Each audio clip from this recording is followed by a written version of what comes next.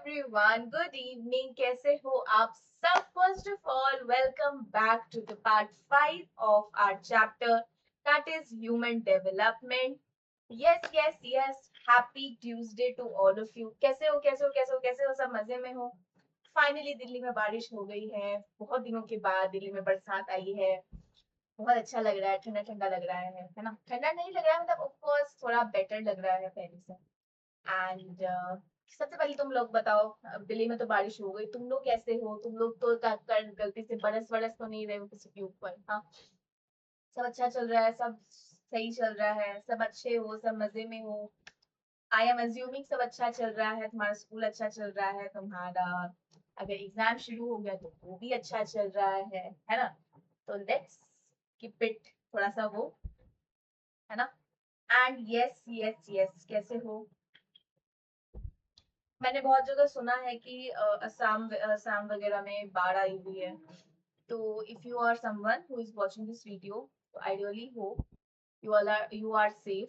आप ठीक हो, आपकी फैमिली ठीक है, ठीक है? ज्यादा परेशान मत होना। Let everything come back to normal. ज्यादा क्लास का लोड मत लेना, ठीक है? अगर क्लास आपकी ऑलरेडी मैं डाल रही हूँ, whenever you feel comfortable, जब भी पहले सब स्थिति सारी सुधर जाए, अच्छी हो जाए, ठीक हो जाए, then only take watch your class, ठीक है? कोई लोड ऐसा नहीं है। बाकी जो बच्चे हैं जिनके यहाँ पे बिल्कुल बारिश नहीं होगी, तो तुम लोग थोड़ा सा लोड ले लो, क्योंकि तुम्हारी क्लास जो है, थोड़ा सा पढ़ाई वढ़ाई टाइम से तुम लोग कर लिया करो, ठीक है? And yes, I am telling you every day again and again, please Telegram channel join कर लिया करो, बिकॉज अगर टेलीग्राम चैनल ज्वाइन नहीं करोगे, तुम्हें अपडेट्स नहीं मिलेंगे। एंड ऐसा नहीं है मैं टेलीग्राम चैनल प्रमोट कर रही हूँ, बट इट्स मोर लाइक तुम you will miss important information, और मैं नहीं चाहती हूँ कि you miss out any important information, ठीक है? तो I literally want you all कि तुम लोग प्लीज, अगर if you are watching this video, if you haven't join the Telegram channel till yet, तुमने अब तक नहीं ज्वाइन किया टेलीग्राम चैनल, कृपया कर ज्वाइन कर लो। डिस्क्रिप्शन में ऑलरेडी लिंक गिवन है, ठीक है? तो प्लीज डू ज्वाइन इट, ठीक है? सो वेलकम बैक अगेन, ठीक है? आप सबका नंदन अभिनंदन, बहुत बहुत बहुत ज्यादा स्वागत है हमारे आज के पार्ट 5 में। यस, तो जैसा आप लोग सब जानते हैं, आई टोटली अज्यूम तुम लोग सब अच्छा चल रहा है तुम्हारा सब। देखो, मैं बार बार एक ही चीज इसलिए रिपीट करती हूँ बिकॉज आई डोंट नो कब कौन नया आया, कब कौन नया देख रहा है, सो आई डोंट नो, ठीक है? सो आई रियली होप तुम सब अच्छे हो, मजे में हो, ज्यादा लोड नहीं ले रहे हो, ठीक है? लोड अगर मैं बोलती हूँ ना जो पढ़ाई का लेने के लिए, तो मैं तभी बस बोलती हूँ जब मुझे लगता है कि you are not taking your studies seriously. लेकिन if you are taking it seriously, मैं तुम्हें जितना एवरीडे कहती हूँ तुम उतना उसको रिवाइज कर लेते हो, तुम उतना पढ़ लेते हो, then there is no problem at all, trust me, ठीक है? सो हमारा, अगर तुम्हें याद हो कल की क्लास में व्हाट वी ऑल डिड, क्या था हमारा कल क्लास में? हमने कल क्या किया था? याद है? नहीं याद है? कल की क्लास में हमने इन्फेंसी शुरू किया था, है ना? चुन्नू मुन्नू बच्चों के बारे में हमने पढ़ाई शुरू करी थी। यस। तो चुन्नू मुन्नू बच्चों के बारे में हमने पढ़ाई करी थी कि कैसे जब वो पैदा होने से पहले और पैदा होने के बाद उनकी ब्रेन डेवलपमेंट बहुत ज्यादा जल्दी होती है। ब्रेन डेवलपमेंट होने का मतलब क्या कि उनके ब्रेन से जल्दी डेवलप होता है। मतलब अभी तक की कहानी अगर मैं बोलूं, अगर मैं छोटा सा रिकैप बोलूं, तो अभी तक की कहानी 80 केस पर मैंने नहीं बोला है, मैंने बस बोला अभी तक की कहानी, ठीक है? हाँ, अगर मैं कुछ भी ऐसा इस्तेमाल कर रही हूँ जो तुम्हें सुना सुना लग रहा है, तो it is not mind, it is already taken from someone, ठीक है? तो कॉपीराइट मेरे पे मत लगाना, कॉपीराइट इशू मैं कुछ नहीं, मैं उनका ले रही हूँ, ठीक है? ऑफ कोर्स मैं उनका कंसेंट नहीं ले सकती बिकॉज आई एम नॉट उनके कांटेक्ट में नहीं हूँ, बट मैं कुछ भी अगर ऐसा कुछ यूज कर रही हूँ अभी तक की कहानी या 80 के स्क्वायर, अगर मैं ऐसा कुछ भी यूज कर रही हूँ, it is everything related to Shobhit भैया, शोभित सर, मैं उनका ले रही हूँ, ठीक है? मेरा कुछ भी नहीं है, ठीक है? तो इसलिए मैं रिकैप ही बोल देती हूँ, ठीक है? अगर अभी तक हम देखें हमें क्या क्या पढ़ा था, तो हमने इन्फेंसी में यही पढ़ना शुरू किया था, ठीक है? एंड मोस्टली हमें लगता है कि हमें जितना लगता है कि न्यूबॉर्न जो होता है, वो जो चुन्नू मुन्नू बच्चे होते हैं जो क्यूट से आते हैं दुनिया में, जो आते हैं, वो जितना हम उनको बेबस समझते हैं वो उतने बेबस नहीं होते हैं। They are able to do their proper जो बेसिक लाइफ फंक्शन है, लाइफ एक्टिविटीज है, दे कैन डू दैट, ठीक है? तो उनके अंदर ये चार चीजें ऑलरेडी होती है। ये लोग आराम से इसको कर सकते हैं। अपने बर्थ के पहले हफ्ते के बाद अपनी माँ की आवाज को दूसरे की आवाज से डिस्टिंग्विश करना जानते हैं। उसके बाद सिंपल जेस्चर जैसे जीभ निकालना, मुंह खोलना, है ना, ये सारी चीजें वो लोग कर लेते हैं। ठीक है, जितना हम उनको बेवकूफ समझते हैं, जितना हम उनको बेबस समझते हैं, वो उतने होते नहीं है। उसके बाद हमने इनके सबसे पहला हमने मोटर डेवलपमेंट पढ़ा था, बेसिकली एक्शन, मोटर एक्शन, जो उनकी एक्शंस होती है, मूवमेंट क्या डेवलपमेंट होती है। तो उनकी सबसे पहले रिफ्लेक्सेस होती है, एवरीथिंग जो उनके अंदर एक ऑटोमेटिक रिस्पॉन्स होता है फॉर अ स्टिमुलाई। और इसका रिफ्लेक्स किस फॉर्म में होता है, जैसे कि कुछ बेसिक होता है जो पूरे जिंदगी भर चलता है, जैसे कफिंग, ब्लिंकिंग, है ना, यॉर्निंग, या जैसे मैं यॉर्निंग करके दिखा नहीं रही हूँ, मुझे एक्चुअली मैं यॉर्न कर रही थी गलती से, ठीक है, सॉरी फॉर दैट। हाँ यस, तो रिफ्लेक्सेस जैसे कफिंग हो गया, ब्लिंकिंग हो गया, यॉर्निंग हो गया, स्नीजिंग, तो ये पूरी जिंदगी भर रहता है। लेकिन कुछ ऐसे भी रिफ्लेक्सेस होते हैं जो ब्रेन डेवलप कर लेता है, और कुछ कुछ समय के साथ वो डिसअपियर हो जाते हैं, जैसे जैसे आप बड़े होते हो, जैसे जैसे आपका ब्रेन डेवलपमेंट होता है। तो हमने रिफ्लेक्सेस क्या पढ़े थे, हमने रूटिंग पढ़ा था, हमने मोडो पढ़ा था, हमने ग्रास पढ़ा था, हमने बेबिन्स्की पढ़ा था। तुम लोग फिर दीदी हंस रही है क्योंकि कितना क्यूट है। ठीक है, रूटिंग इज व्हाट, जब बच्चे के तुम गाल पे टच, चीक्स पे टच करोगे, तो जिस तरफ तुमने टच किया बच्चा उस तरफ अपना सर घुमा के मुंह खोल लेता है। ठीक है, तो उसको लगता है कुछ खाने की चीज उसको मिल गई है, बेसिक।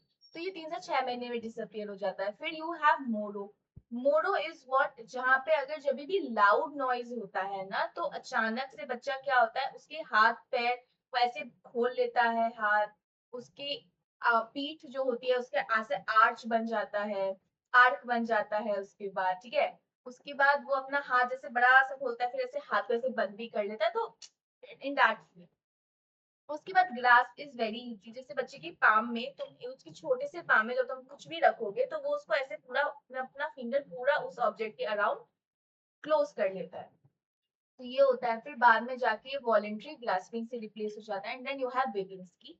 बेबिन्स्की मतलब जब बच्चे की फुट पे, जब बच्चे का जो छोटा सा वो होता है, पैर जो होता है, तलवा होता है, उसके ऊपर जब तुम छोटा ऐसे स्ट्रोक कर ऐसे कुछ टच करोगे ना, तो वो अपने जो उसके टोज हैं, पैर की उंगलियां हैं, वो उसको ऐसे खोल के और ऐसे बंद कर दे। It's very cute to see all this. ठीक है, तो ये 8 से 12 मंथ्स में होता है। ठीक है, तो ये हो गया कुछ रिफ्लेक्सेस जो ये हमेशा रहते हैं, नहीं, टाइम के साथ चेंज होते हैं, टाइम के साथ डेवलप होते हैं। जैसे मोरो, रिएक्शन टू लाउडनेस हमेशा परमानेंट रहेगी। ग्रास, तो वो बाद में जाके वॉलेंट्री ग्रास हो जाएगा। ठीक है, ये सब हम ऑलरेडी कल पढ़ चुके हैं। उसके बाद हमारी फिजिकल डेवलपमेंट होती है, बच्चे की बॉडी बढ़ती है, मतलब बॉडी बढ़ने का मतलब उसके जितने भी सिस्टम है अंदर के वो भी डेवलप होते हैं। आफ्टर दैट बच्चे के अंदर बेसिक मोटर स्किल्स डेवलप होती है, जैसे बैठना, चलना, दौड़ना, खड़े होना, ये सब बेसिक है। जो बच्चा आराम से क्रॉल करना, है ना, ये सारी बेसिक स्किल्स हैं जो बच्चे के अंदर आ जाती है, इन्फेंसी में आ जाती है। और ये जो सीक्वेंस है इस चीज का, कि पहले बच्चा ऑब्जेक्ट की तरफ पहुंचने की कोशिश करता है, उसको पकड़ने की कोशिश करता है, फिर उसको बैठना सीखता है, फिर वो क्रॉल करना सीखता है, फिर वो खड़ा होना सीखता है, फिर वो वॉक करना सीखता है, फिर वो भागना सीखता है। तो ये यूनिवर्सल है। ठीक है, मोटर डेवलपमेंट के बाद हमने सेंसरी एबिलिटी की बात करी थी, कि जहाँ पे हमने बच्चे के 5 सेंसेस के बारे में बात करी थी।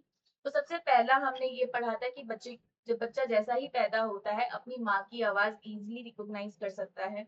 कुछ घंटे के बाद, अपने बर्थ के कुछ घंटे के बाद, वो अपनी माँ के वॉइस को, अपनी माँ की आवाज को रिकॉग्नाइज कर सकता है। अगर हम उसकी सेंसरी, अगर हम उसके विजन की बात करें, कितना वो देख सकता है, तो बचपन जैसे बहुत अर्ली एज में तो उतना नहीं देख सकता, लेकिन जैसे ही वो 6 महीने का होता है तब तक उसकी विजन इंप्रूव हो जाती है। और जब वो 1 साल का होता है तो उसकी विजन जो है वो एडल्ट के अराउंड ही हो जाती है। कलर डेफिसिट की अगर मैं बात करूं, क्या बच्चे कलर पहचान सकते हैं?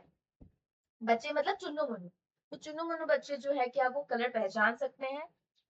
नहीं, मतलब वो ज्यादा नहीं कर सकते। वो रेड और व्हाइट के बीच में डिस्टिंग्विशमेंट कर सकते हैं, डिस्टिंग्विश उसको कर सकते हैं, लेकिन प्रॉपर वैसे वो कलर डेफिसिट ही होते हैं, और उनके अंदर जो कलर की नॉलेज है वो 3 महीने में आती है। अगर बाकी सेंसेस की बात करें तो वो सुन सकते हैं, है ना, वो इमीडिएटली सुन सकते हैं। जब भी उनको कोई टच करेगा तो उस पे वो रिएक्ट करेंगे, उस पे वो रिस्पॉन्ड करेंगे। टच करने का मतलब उनको कुछ दर्द भी होगा तो भी वो रिस्पॉन्ड करेंगे उस बात पे। उनका टेस्ट बड अच्छा होता है। ऑल्सो यस, ये सारी चीजें जो है उनके अंदर ये सारी चीजें प्रेजेंट होती है।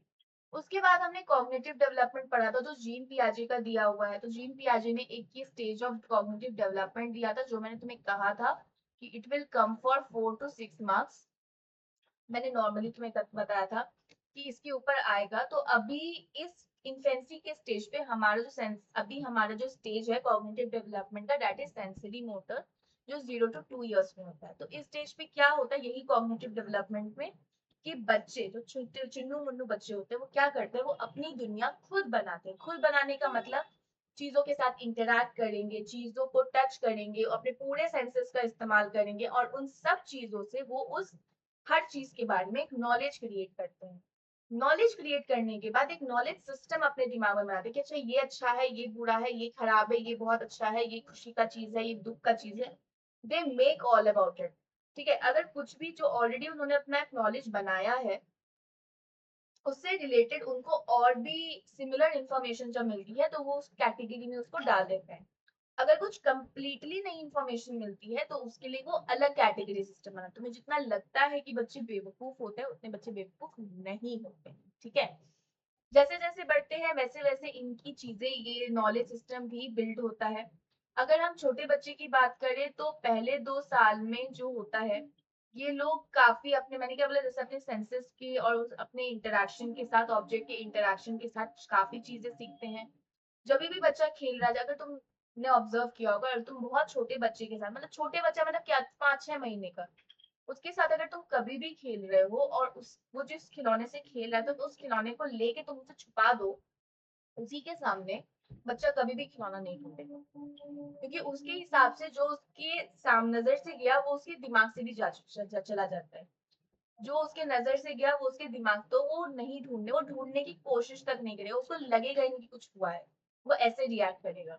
तो क्यों ऐसा लगता है, क्योंकि बच्चे का उस समय ज्यादा वो अपने सेंसरी एक्सपीरियंस के बियॉन्ड काम कर ही नहीं पाते, दैट इज उनके पास ऑब्जेक्ट परमानेंस ही नहीं है। ऑब्जेक्ट परमानेंस का मतलब होता है एक ऐसी अवेयरनेस कि तुम्हें पता है कि ऑब्जेक्ट एग्जिस्ट करता है, इवन तो उसको छुपा दिया गया है बट स्टिल ऑब्जेक्ट एग्जिस्ट करता है। लेकिन बच्चे के अंदर ये अवेयरनेस नहीं होती। ठीक है, तो ग्रेजुअली धीरे धीरे जब बच्चा बड़ा होता है तो उसके अंदर ये चीज आ जाती है। और इसी स्टेज में, इन्फेंसी में ही, थोड़ी बहुत वर्बल कम्युनिकेशन वगैरह भी आ जाती है। बच्चा थोड़ा बहुत बैबलिंग और ये करना सीख जाता है in the at the age of 3 to 6 months। ये हम चैप्टर 7 में अपन लोग इसको पढ़ेंगे। ठीक है, लास्टली हमने इस चैप्टर, इस स्टेज में क्या पढ़ा था, सोशो इमोशनल डेवलपमेंट, कि बच्चे किस तरीके से अपने जो पेरेंट्स हैं या जिनको वो पहचानते हैं उनको रिस्पॉन्ड करते हैं।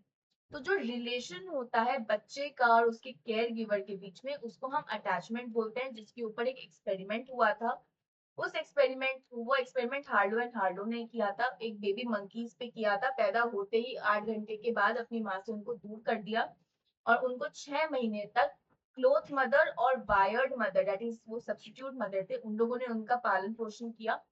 और इस स्टडी में क्या हुआ, दोनों ने, वायर मदर और क्लोथ मदर, दोनों ही उनको फीडिंग करते थे। लेकिन बच्चे ने ज्यादा, जो बेबी मंकी थे उन्होंने ज्यादा प्रेफरेंस क्लोथ मदर की तरफ किया। क्यों?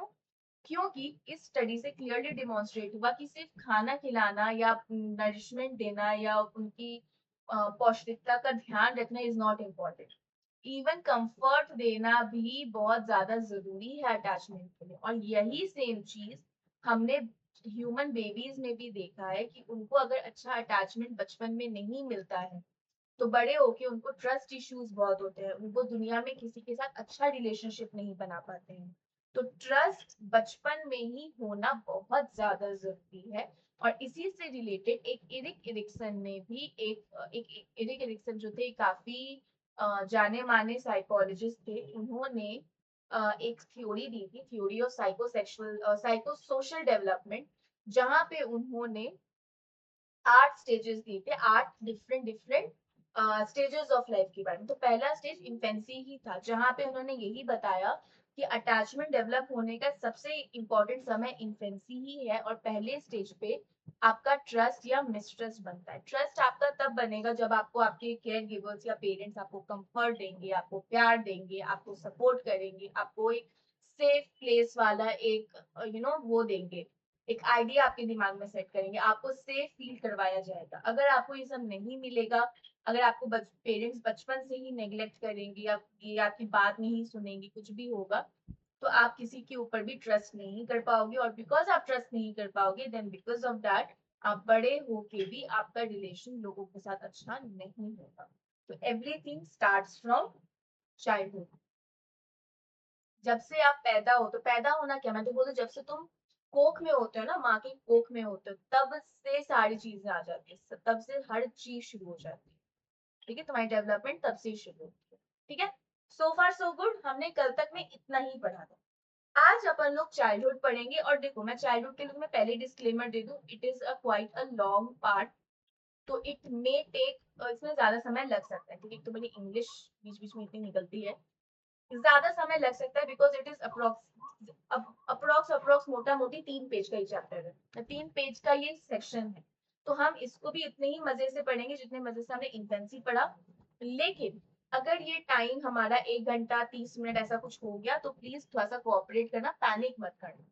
ठीक है, बिकॉज इट इज इम्पोर्टेंट, मुझे चाइल्डहुड आज पूरा खत्म करना है। ठीक है, इसको मैं कल के लिए नहीं छोड़ना चाहती। ओके, नाउ चाइल्डहुड मतलब अब बच्चा इन्फेंसी से बड़े में आ गया है, अब बच्चा थोड़ा थोड़ा बड़ा हो रहा है। ठीक है, बचपन अब उसका आ गया, अभी वो अब इन्फेंसी नहीं है, वो नवजात नहीं है, अब वो थोड़ा बड़ा हो गया, अब वो अच्छा चल सकता है, दौड़ सकता है ना, ये सारी चीजें कर सकता है। तो अगर हम बच्चे की ग्रोथ बोले, तो बच्चे की ग्रोथ अर्ली चाइल्डहुड में थोड़ी कम हो जाती है, स्लो डाउन हो जाती है as compare to infancy. Infancy में सातवानी पूरी फिजिकल ग्रोथ की अगर मैं बात करूँ, तो वो काफी तेजी से बढ़ती है। लेकिन चाइल्डहुड में इन्फेंसी के मुताबिक ग्रोथ जो है थोड़ी कम हो जाती है। ठीक है,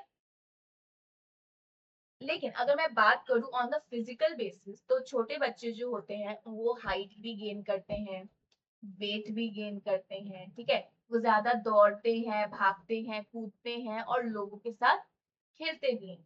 अगर मैं सोशल लेवल पे बात करूं, तो चाइल्ड की उसमें मतलब बच्चे की जो दुनिया वो डेवलप करते हैं, उसके अंदर उनके पेरेंट्स आते हैं, और जो जो लोग उनके आसपास रहते हैं या स्कूल में रहते हैं, वो सब उनकी दुनिया बन जाती है। ठीक है, ऑल्सो बच्चे जो है इसमें मोरालिटी सीखते हैं, बेसिक सेंस ऑफ मोरालिटी सीख जाते हैं कि अच्छा क्या होता है, बुरा क्या होता है। इनके पास इनकी फिजिकल कैपेसिटी बढ़ जाती है, इनका गोल बढ़ जाते हैं, गोल सेट कर सकते हैं, अपने काम अपने बलबूते पे करने की कोशिश करते हैं, बड़े लोगों के एक्सपेक्टेशंस मीट करते हैं। ठीक है, मैंने क्या बोला, अभी चुन्नू मुन्नू बच्चे नहीं, चुन्नू मुन्नू बच्चे अब बड़े हो गए हैं। ठीक है, तो ये चाइल्डहुड में आ गए। चाइल्डहुड मतलब अब तुम प्रॉपरली प्री स्कूल में हो, या तुम फर्स्ट सेकंड ग्रेड में हो, तुम उस टाइम पे आप आ गए। तो उस टाइम के बच्चे क्या होंगे, उस टाइम के बच्चों का ऑलरेडी हाइट बढ़ जाएगा, वेट बढ़ जाएगा। ठीक है, अगर तुम्हारे साथ घर में कोई भी 5-6 साल का बच्चा है, तो तुम उसको देख सकते हो, वो चाइल्डहुड स्टेज में ही है, उसका हाइट वेट बढ़ता है, वो भागता है, दौड़ता है ना, खेलता है, बहुत चीजों के साथ खेलता है। उसकी दुनिया के कुछ स्पेसिफिक लोग हो जाते हैं, जैसे उसके पेरेंट्स हो गए, या कुछ लोग जिसके साथ वो ज्यादा इंटरेक्ट करता है, स्कूल में, घर के पास, है ना। उसके बाद बच्चा जो है सही गलत सीखता है, क्योंकि उसमें उनको उसके पेरेंट्स ही सही गलत का ज्ञान देते हैं, स्कूल में भी सही गलत सिखाया जाता है। यस, बच्चे की फिजिकल कैपेसिटी बढ़ जाती है, जिससे कि वो लोगों के डिमांड्स पूरी कर सकता है। उसके बाद अपने काम अपने बलबूते पे करने की कोशिश करता है, अपने गोल सेट करता है कि मुझे इतने बजे ये करना है, वो करना है, हैबिट फॉर्म होती है। ठीक है, अलोंग साइड उन बच्चों का जो ब्रेन होता है ना, ब्रेन का भी डेवलपमेंट होता है, जिससे कि बच्चों का कॉग्निटिव एबिलिटी भी डेवलप होता है। ठीक है, ये होगा ओवरऑल बेसिस पे चाइल्डहुड में क्या क्या होता है। अब अगर इसी चीज को हम थोड़ा सेग्रीगेट करके पढ़ें, सबसे पहला फिजिकल डेवलपमेंट। फिजिकल डेवलपमेंट क्या होता है, फिजिकल मतलब तुम्हारी बॉडी का डेवलपमेंट। ठीक है, फिजिकल बॉडी। तो बच्चे में जो फिजिकल डेवलपमेंट होता है, ये बेसिकली 2 प्रिंसिपल पे होता है। एक डेवलपमेंट होता है सिफेलोकॉर्डियल, सिफेलोकॉर्डियल, ठीक है। देखो इसे मैं स्पेलिंग में भी मैं मिस प्रोनाउंस इसको करूँ, लेकिन ये सिफेलोकॉर्डली का मतलब क्या होता है? सिफेलोकॉर्डली मतलब तुम्हारा हेड टू टो, सर से लेके, सिफेलिक मतलब हेड रीजन और कॉर्डल मतलब टेल रीजन। तो सर से लेके पूछ, पूछ मतलब नॉट पूछ ऑब्वियसली, सर से लेके पैर तक, ठीक है, टोस तक। तो बच्चे का जो कंट्रोल है सिफेलिको कॉर्डली मतलब जो होता है, इसका मतलब ये होता है कि बच्चे का जो कंट्रोल है सर से ज्यादा शुरू होता है, upper part of the body पे उसका कंट्रोल ज्यादा होता है before the lower part of the body. बच्चा पहले कंट्रोल अपने अपर पार्ट पे सीखता है as compare to lower part. इसलिए तुम्हें पता चलेगा कि इन्फेंट का सर उसके बाकी के बॉडी पार्ट से इतना बड़ा क्यों होता है ड्यूरिंग अर्ली इन्फेंसी, या जब भी बच्चा क्रॉल करता है तो वो अपना पहले हाथ आगे करता फिर अपने पैरों को यूज करता। तुमने कभी नोटिस किया है? कैल्फोकॉर्डली का मतलब यही होता है कि कैल्फोकॉर्डली का मतलब बच्चा पहले सर से लेके पैर, पहले सर की डेवलपमेंट होती है फिर पैर तक, सर और पैर ऐसा नहीं, सर से शुरू होता है और फिर पैर तक जाता है। तो बच्चा पहले उसका जो कंट्रोल होता है, बच्चे का जो कंट्रोल है पहले उसके अपर बॉडी जैसे हाथ, सर, इस पे ज्यादा होता है एज कंपेयर टू पैरों पे। तो जब भी बच्चा क्रॉल करता है ना, तो क्रॉलिंग के समय पहले बच्चा अपना हाथ आगे करता है, उसके बाद उसके साथ उसका पैर जाता है। पहले पैर जाता है फिर नहीं हाथ जाता, पहले हाथ जाता है फिर पैर जाता है, बिकॉज ऑफ दिस प्रिंसिपल। ठीक है। उसके बाद अगर हम ग्रोथ की एक और बात करें तो ग्रोथ एक और होता है जो सेंटर से पेरिफेरी तक जाता है। सेंटर ऑफ द बॉडी से वो उसके एक्सट्रीमिटीज की तरफ जाता है, जैसे मतलब सीधे सेंटर से लेके तुम्हारे हाथ तक में ग्रोथ हो। कहने का मतलब क्या है, ये एक प्रोक्सिमो डिस्टल ट्रेंड है। प्रोक्सिमो डिस्टल मतलब बच्चे का कंट्रोल जो है उसके टॉर्सो से ज्यादा उसके एक्सट्रीमिटीज, एक्सट्रीमिटीज से पहले उसके टॉर्सो पे होगा। सिंपल सी लैंग्वेज में अगर मैं बताऊं, अगर बच्चा पहले लिखना सीखता है, लिखने से पहले लिखने के लिए तुम्हें उंगलियां चाहिए, लेकिन उंगलियों में तो बच्चे का कंट्रोल अच्छा है नहीं, तो पहले वो किस में कंट्रोल गेन करता है? अपने मुट्ठी में। पहले वो कुछ भी पकड़ता है पूरा मुट्ठी पकड़ के करता है, और धीरे धीरे उसकी स्किल्स फाइन मोटर स्किल्स, तो पहले मुट्ठी वाला जो काम होता है ना, जिससे पूरा उसका ऑर्गन बॉडी पार्ट लगता है, उसको हम बोलते हैं ग्रॉस मोटर स्किल, जिसमें उसकी पूरी बॉडी लाइक पूरा हाथ लग रहा है, पूरी मुट्ठी लग रही है, पूरा पैर लग रहा है, that is called proximo, that is called gross motor skill. Fine क्या होता है? छोटी सी चीज के लिए, जैसे कि तुम्हें लिखना है तो लिखने के लिए तुम्हें फिंगर्स लगेंगे, तो बस वो हुआ फाइन मोटर स्किल। तो फाइन मोटर स्किल तुम्हारा तभी डेवलप होगा जब तुम्हारा ग्रॉस मोटर स्किल होगा, है ना। तुम पहले नॉर्मल चीज सीखोगे तभी तुम एडवांस चीज सीख पाओगे ना। वही वाली बात है, जब तक तुम्हारा तुम क्या नाम है बेसिक चीज नहीं सीखोगे, जब तक तुम्हारा ग्रॉस मोटर स्किल डेवलप नहीं होगा तो तुम फाइन मोटर कैसे सीखोगे? राइट, यही बात। तो इनिशियली अगर मैं इनिशियल लेवल पे बात करूँ तो जो छोटे बच्चे होते हैं वो अब जब भी जो चुन्नू मुन्नू है, इनिशियली जो चुन्नू मुन्नू बच्चे है वो किसी भी ऑब्जेक्ट तक पहुंचने के लिए अपनी पूरी बॉडी का इस्तेमाल करते हैं। धीरे धीरे जब वो बड़े होते हैं तो फिर वो बस अपने हाथों का इस्तेमाल करते हैं, देखा, ग्रॉस मतलब पूरी बॉडी का इस्तेमाल करते हैं। और फिर धीरे धीरे जब वो बड़े होते हैं तो वो बस अपने हाथों का इस्तेमाल करते हैं। यस। नाउ ये चेंजेस कैसे होते हैं? जब तुम्हारे नर्वस सिस्टम मेच्योर होता है, एंड इसीलिए नहीं, not because of any limitation, ये हर किसी के अंदर तुम यही देखो। ठीक है, चाहे कोई विजुअली इम्पेयर्ड हो, चाहे हियरिंग इम्पेयर्ड हो, कोई भी तरीके की इम्पेयरमेंट, हर किसी में तुम इस टाइप का ही डेवलपमेंट। तो ये दो फिजिकल डेवलपमेंट होती है जो बचपन में हम बच्चों में देखते हैं। अब बच्चे जब बड़े होने लगते हैं, जब वो और बड़े होते हैं, तो जितने वो बड़े होते हैं वो उतने ही पतले होने लगते हैं। देखते हो, जो लोग पतले होते हैं वो काफी लंबे भी होते हैं, तो दे लुक स्लिमर। क्यों? क्योंकि उनका जो ट्रंक पार्ट है, जो उनके पैर का लोअर बॉडी वाला जो पार्ट है, वो लंबा हो जाता है और उनका बॉडी फैट कम हो जाता है। ठीक है। अगर तुम ब्रेन और हेड का साइज देखोगे तो वो बहुत तेजी से ग्रो करता है as compare to the rest of the body. देखो ये कुछ फैक्ट्स हैं जो तुम्हें पढ़ने पड़ेंगे, इसमें कुछ समझने वाली बात है, समझने की बात है, लेकिन ऊपर ऊपर से तुम समझ सकते हो, लेकिन इसमें ऐसा कुछ वो नहीं है कि तुम्हें समझ में ना आए। ये कुछ फैक्ट्स हैं जो तुम्हें पढ़ने पड़ेंगे। ठीक है। अगर अब हम बात करें, उनका सर बड़ा हो जाता है, उनका ब्रेन काफी ग्रो करता है more rapidly than any other part of the body. उसके बाद जो उनका ब्रेन का जो डेवलपमेंट है, जो ग्रोथ है, वो इसलिए इतना जरूरी है, वो इतना जरूरी है एज क्योंकि उसकी वजह से बच्चों की एबिलिटीज भी उससे मेच्योर होती है। अगर ब्रेन डेवलप नहीं होगा तो बच्चे के अंदर जितनी भी और एबिलिटीज हैं वो भी मेच्योर नहीं होंगी। तो कुछ मेच्योरिटीज क्या है, जैसे आई हैंड कोऑर्डिनेशन, पेंसिल पकड़ना, लिखना, ये सब के लिए तुम्हारा ब्रेन डेवलपमेंट बहुत बहुत बहुत ज्यादा जरूरी है। अगर मैं मिडिल या लेट चाइल्डहुड की बात करूँ, जब बच्चा अच्छा मतलब फिफ्थ सिक्स क्लास में पहुंच जाता है, एट दैट एज बच्चा सिग्निफिकेंटली उसके साइज और स्ट्रेंथ में बढ़ोतरी होती है, उसका साइज बढ़ता है, उसका जो ताकत है वो बढ़ता है, उसका वेट बढ़ता है। क्यों? क्योंकि उसका जो स्केलेटल मसल है और मस्कुलर सिस्टम है, सबके उसमें साइज में बड़ा आता है, बड़ा बढ़ोतरी होती है, प्लस बॉडी ऑर्गन में भी उसका भी साइज जो है वो बढ़ता है। देखो, चाइल्डहुड में कहने का मतलब है कि बहुत चीजें बढ़ती हैं। तुम अभी ग्रोइंग स्टेज में हो, तो तुम्हारा ऑलमोस्ट बॉडी का हर चीज बढ़ेगा, चाहे तुम्हारा स्केलेटल हो, नर्वस हो, ब्रेन हो, हर चीज का डेवलपमेंट होगा। अगर मैं फिजिकली बात करूँ तो तुम्हारे स्केलेटल, मस्कुलर या बॉडी ऑर्गन्स हर चीज बढ़ेंगे। आप गाना मत गाने लग जाना, ठीक है? मस्कुलर मैंने बोला तो मस्कुलर एंड पॉपुलर वो मत करने लग जाना।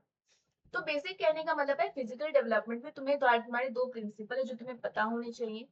उसके बाद जो बेसिक ये सारी चीजें हैं कि क्यों ब्रेन डेवलपमेंट होना जरूरी है, क्योंकि उसके बेसिस पे तुम्हारे बच्चे की सारी एबिलिटीज भी मेच्योर होती है। अगर ब्रेन अच्छे से डेवलप नहीं होगा तो बच्चे की एबिलिटीज भी मेच्योर नहीं होगी। यस, तो इतना था इनका फिजिकल डेवलपमेंट। अब अगर तुम फिजिकल डेवलपमेंट में देखो, अच्छा फिजिकल डेवलपमेंट का नहीं है, फिजिकल डेवलपमेंट समझना, बेसिक तुम्हारा बॉडी का साइज कैसे बढ़ता है, हाइट कैसे बढ़ती है, वेट कैसे बढ़ता है। अब आ जाओ मोटर डेवलपमेंट। तुमने वहां पे मोटर डेवलपमेंट पढ़ा था इन्फेंसी में, रिफ्लेक्सेस से कंट्रोल होता था। यहाँ पे जो मोटर डेवलपमेंट जो चाइल्डहुड में है, वो ग्रॉस मोटर स्किल और फाइन मोटर स्किल्स होते हैं।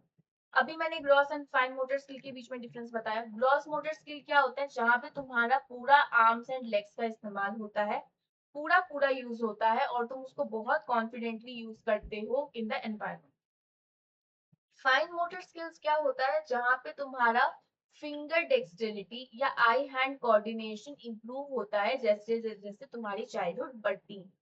तो फाइन मोटर स्किल क्या, फिंगर डेक्सटेरिटी, तुम कितने अच्छे से कोई भी चीज पकड़ पा रहे हो अपने फिंगर से। आई हैंड कोऑर्डिनेशन, जो तुम देख रहे हो वही तीन चीज उतना तुम दिख पा रहे हो, तो दोनों के बीच में कोऑर्डिनेशन हो रहा है कि नहीं।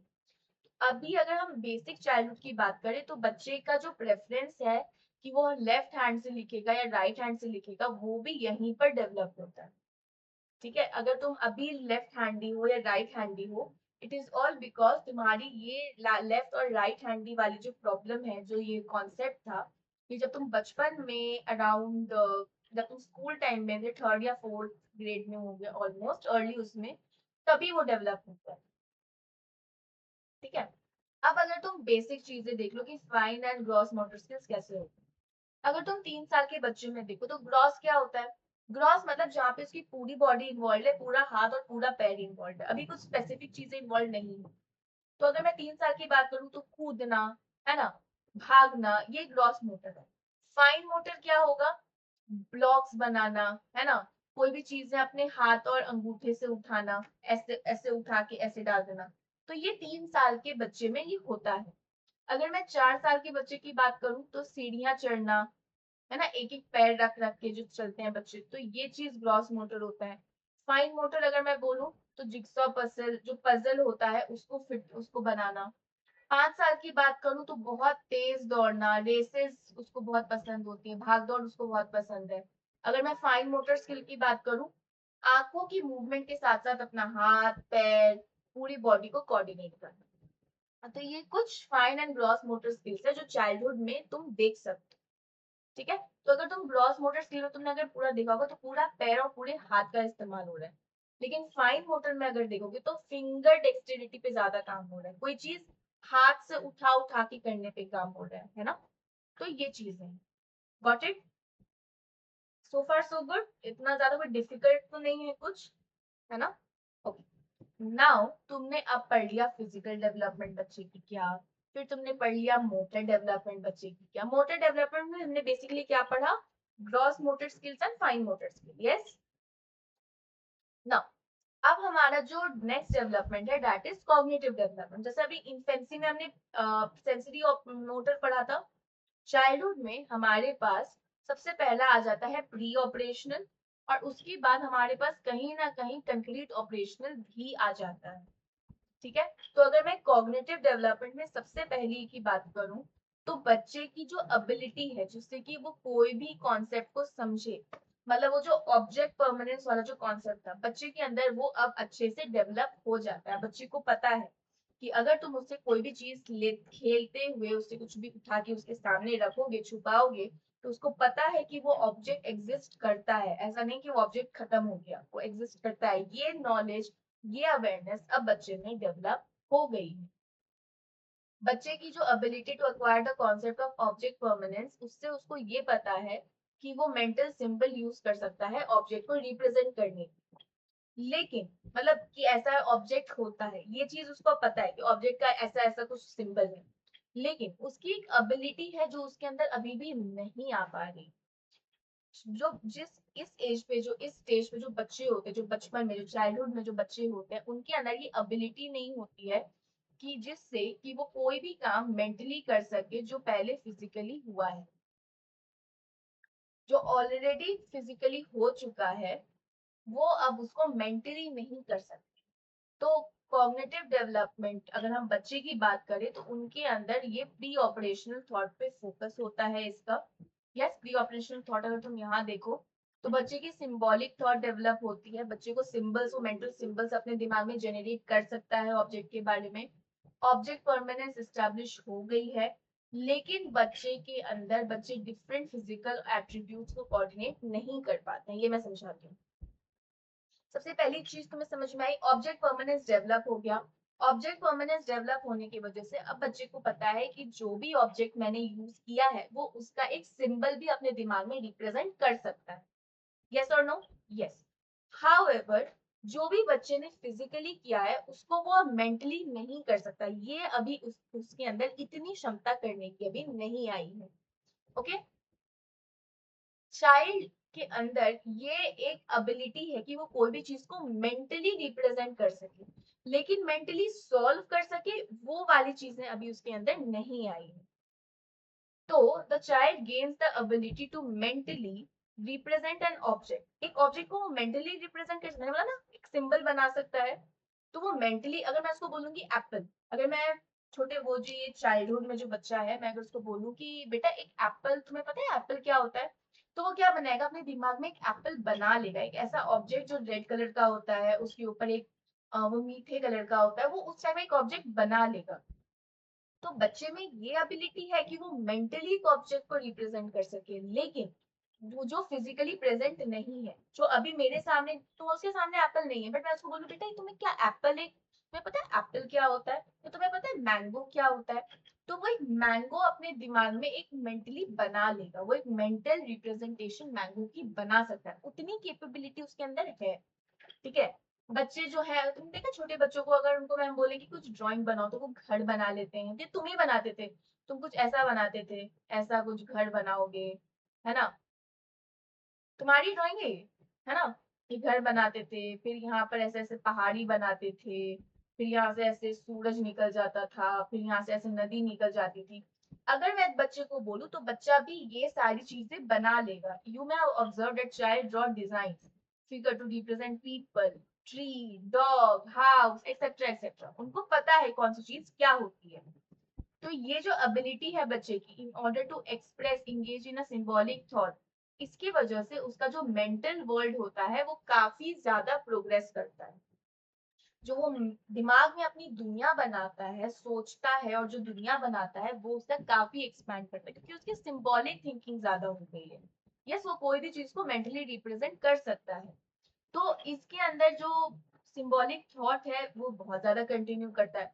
तो सबसे इम्पोर्टेंट फीचर अभी तुमने इस पूरी इसका भी क्या पढ़ा अभी तक जो मैंने पढ़ाया, कि बच्चे के अंदर मेंटल रिप्रेजेंटेशन बहुत अच्छी है, बच्चे के अंदर सिंबॉलिक थॉट डेवलप होता है, जिसको हम कुछ भी बोले तो वो वैसा बना सकता है। यस, लेकिन बच्चे के अंदर एक एबिलिटी नहीं होती, उसके अंदर ऑब्जेक्ट परमानेंस भी डेवलप हो गया है, लेकिन एक एबिलिटी उसके अंदर नहीं है कि जो उसको ने फिजिकली किया था वो उसको मेंटली करे, ये उसके अंदर नहीं है, जिसको भी हम थोड़ा और डिटेल में पढ़ें। अब बच्चे के अंदर एक सेलिएंट फीचर जो इस स्टेज का, that is pre operational thought, एक सेलिएंट फीचर है, वो है ईगोसेंट्रिज्म। ईगोसेंट्रिज्म मतलब सेल्फ सेंटर्ड, सेल्फ फोकस। तो मतलब अगर तुम बच्चे को कुछ भी समझाओगे ना कि बेटा पता है ऐसे ना नहीं करना चाहिए, अगर तुम उससे कोई किसी की चीज में बात करो, जैसे उसको चॉकलेट बहुत पसंद है, ओके, अब तुम बोलो कि बेटा पता है चॉकलेट ना हमें नहीं खानी चाहिए, चॉकलेट खाने से ना दांत खराब हो जाता है, आपको डॉक्टर के पास, वो तुम्हारी बात नहीं सुनेगा। ट्रस्ट मी, वो तुम्हारी बात नहीं सुनेगा। क्यों नहीं सुनेगा? क्योंकि उसने अपने दिमाग में ऑलरेडी एक परसेप्शन बना रखा है कि चॉकलेट खाने से कुछ नहीं होता, चॉकलेट बहुत मीठी चीज होती है, चॉकलेट बहुत टेस्टी होती है, चॉकलेट खाने से कुछ नहीं होता।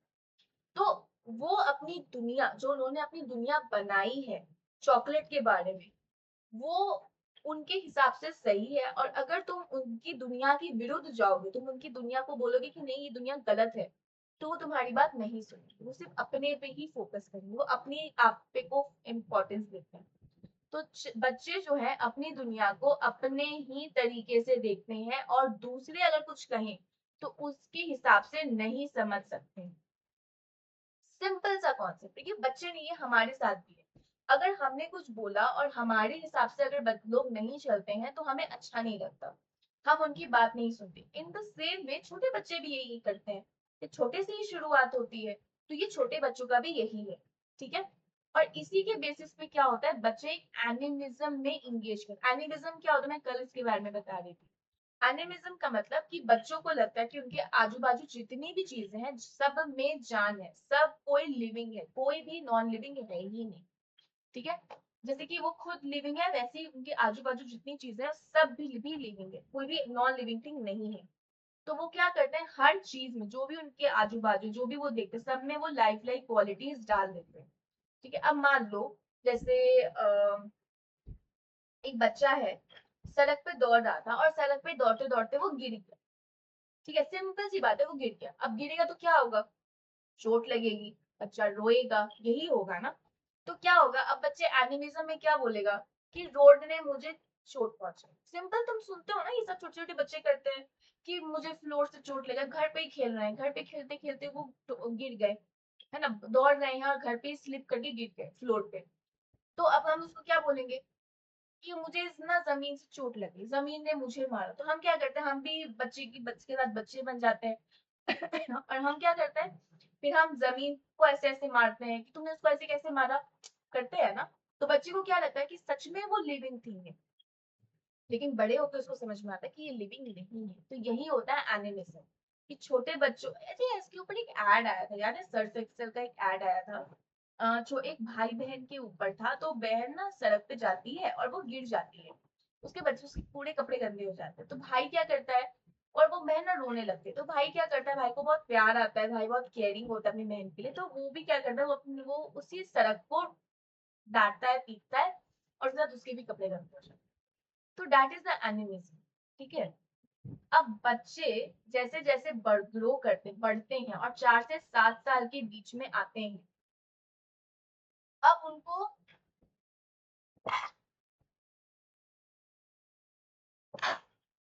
सॉरी, ओके, जैसे जैसे बच्चे ग्रो करते हैं, ठीक है, और 4 से 7 साल के बीच में होते हैं, तो बच्चों को कि मन में सवाल बहुत होते हैं। जैसे मुझे याद है, मैं एक बार ना ट्रेन में कहीं जा रही थी और मैं काफी छोटी थी उस समय, तो मैं आई थिंक इसी एज ग्रुप में थी। तो मैंने एक बार, मम्मी ना पानी पी रही थी, तो मैंने मम्मी से पूछा, मम्मी हम जब पानी पीते हैं तो पानी खत्म क्यों हो जाता है, मेरा ये सवाल, ऑनेस्टली मुझे अभी तक याद है ये सवाल। तो मुझे ये एक्चुअली याद है, मैंने पूछा था, तो मेरी मम्मी ने बोला था कि बेटा पानी, जो भी चीज तुम पीते हो ना, जो भी चीज होती है, वो चीजें खत्म भी होती है, क्योंकि तुम उसको जब कुछ कर रहे हो, तुम उसको खा रहे हो या पी रहे हो, तो कभी ना कभी खत्म तो होगी ना। तो वही वाली बात, तो मतलब बच्चों के मन में उस टाइम पे काफी सवाल आते हैं, ठीक है, कि स्काई जो आसमान है उसका कलर ब्लू ही क्यों है, पेड़ ग्रो कैसे करते हैं, and so on and so, उनके मन में बहुत सवाल होते हैं और उनको सवाल के जवाब चाहिए। ऐसा नहीं है कि वो बिना जवाब के मान जाए, उनको सवाल के जवाब बकायदा चाहिए। और ऐसे क्वेश्चन से क्या होता है, इस तरीके के क्वेश्चन बच्चे पूछेंगे तो उससे क्या होगा, उनकी थिंकिंग ग्रो करेगी, उनके उनको चीजों का वाई पता चलेगा, वाई फैक्टर। इस क्वेश्चन से बच्चों को समझ में आएगा कि क्यों चीजें ऐसी हैं जैसे वो उनको देख रहे हैं, है ना। तो पियाजे ने, जो जीन पियाजे थे, उन्होंने इस स्टेज को कहा है इंट्यूटिव थॉट। क्या कहा है, इंट्यूटिव थॉट, क्योंकि बच्चे अपना काफी थिंकिंग करते हैं इस स्टेज। यस। तो अभी तक हमने बच्चे के बारे में क्या क्या पढ़ा, प्री ऑपरेशनल स्टेज है, बच्चा एनिमिज्म, बच्चे के अंदर ऑब्जेक्ट परमानेंस डेवलप हो गया है, बच्चा जो है हर चीज सिंबॉलिकली रिप्रेजेंट कर सकता है, मेंटली रिप्रेजेंट करता है, तो सिंबॉलिक थॉट भी अच्छा होता है। बच्चे के अंदर यहाँ पे ईगोसेंट्रिज्म आता है, दैट इज वो किसी और का पर्सपेक्टिव नहीं समझ पाते हैं और उनको अपना ही पर्सपेक्टिव अच्छा लगता है। फिर उनके अंदर एनिमिज्म भी होता है, एनिमिज्म मतलब जो भी नॉन लिविंग थिंग है, कुछ भी उनके आजू बाजू, सब में वो लाइफ लाइक क्वालिटी मतलब लिविंग क्वालिटीज डाल देते हैं। एंड अपार्ट फ्रॉम दैट उनके अंदर एक इंट्यूटिव थॉट होता है, उनको हर सवाल का जवाब चाहिए होता है। ठीक है, उनको ये जानना होता है कि ये क्यों हो रहा, कैसे हो रहा है, ऐसा ही क्यों होता है, स्काई ब्लू ही क्यों, स्काई ग्रीन कलर का क्यों नहीं, स्काई रेड कलर का क्यों नहीं, वो सवाल पूछेंगे। ठीक है। अनदर थिंग जो इस स्टेज में और इम्पोर्टेंट है वो है सेंट्रेशन। सेंट्रेशन मतलब क्या, कि कोई भी तुम्हारे पास एक चीज है, इवेंट है या ऑब्जेक्ट है, उसके बहुत सारे फीचर्स हैं, लेकिन तुम खाली एक ही एस्पेक्ट के ऊपर फोकस करते हो। Focus on a single characteristic और फीचर फॉर अंडरस्टैंडिंग है। किसी भी चीज को समझने के लिए, चाहे वो इवेंट हो या ऑब्जेक्ट हो, किसी भी चीज को समझने के लिए तुम सिर्फ और सिर्फ उसके एक ही एस्पेक्ट पे फोकस करते हो, भले ही उसके और एस्पेक्ट है तुम उसको कंसिडर नहीं कर पाते हो, मैं इसलिए तुम्हारी गलती नहीं है। ये स्टेज ही ऐसा कि यहाँ पे तुम बहुत सारी चीजों को साथ में नहीं समझ पाते हो, एक ही चीज पे फोकस कर पाते हो। जैसे फॉर एग्जाम्पल, अब मैंने मान लो तुम्हें एक ग्लास दिया, ये तुम्हारे साथ अभी भी होता होगा। ठीक है, मान लो एक ये है छोटा ग्लास, एक है बड़ा ग्लास।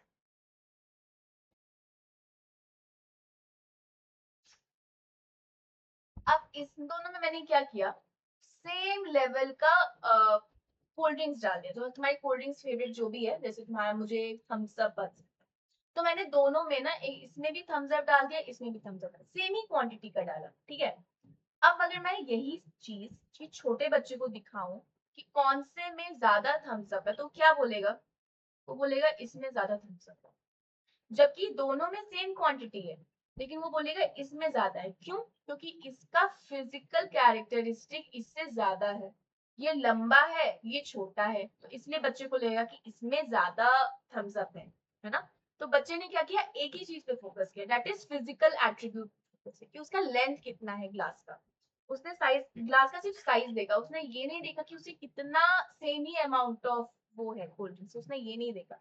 तुम भी यही करते हो, सेम ही अमाउंट होता है कोल्ड ड्रिंक्स में। ठीक है, गेस्ट आते हैं घर में, गेस्ट क्या मम्मी होती है, मम्मी को तुम बोलते हो मम्मी मुझे ना कोल्ड ड्रिंक्स चाहिए, और तुम्हारे सिबलिंग भी है। अब तुम लोग क्या करोगे, तुम्हें एक ही लेवल का मम्मी देगी, लेकिन तुम क्या करोगे, किसी में तुम दोनों को ना ऐसे ऐसे कंपेयर करोगे, तुम बोलोगे इसमें ज्यादा नहीं है, इसमें ज्यादा है, इसमें थोड़ा और ज्यादा है, इसमें से थोड़ा सा इसमें डाल देते हैं। तो ये वाली बात हो जाती है। तुम्हारे अंदर भी अभी सेंट्रेशन ही है, मुझे जहां तक लगता है, जरूर होगा।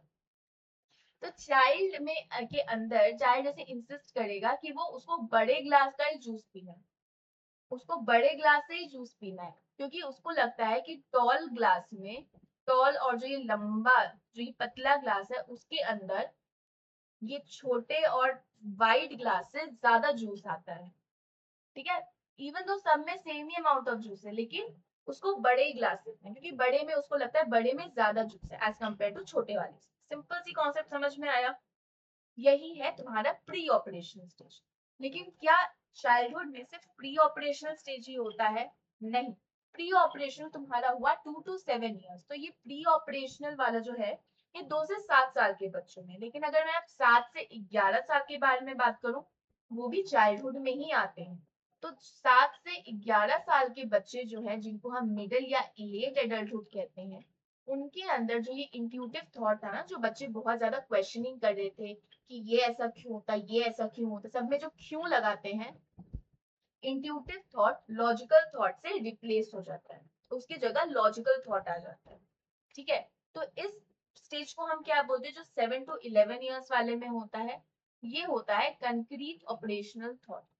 कंक्रीट ऑपरेशनल थॉट की अगर मैं बात करूं, तो कंक्रीट ऑपरेशन में बच्चे लॉजिकली सोचते हैं, जो भी उनके पास इंफॉर्मेशन है उनके अंदर जो ये सेंट्रेशन का भी तुमने प्रॉब्लम देखा ना, वो नहीं होता है।